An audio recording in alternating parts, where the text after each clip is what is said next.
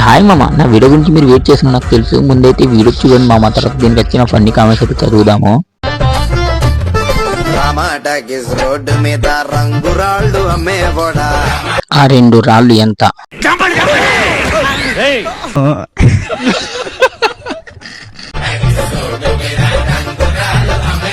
రంగు రాళ్ళు అన్నారు కానీ 2 ఉన్నాయి.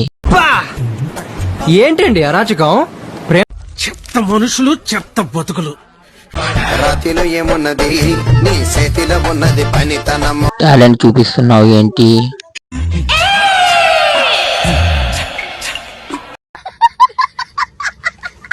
నా చేతికి దొరికితే చూపిస్తా నా పనితనము. పెట్టరు నా కొడక నీ అమ్మ.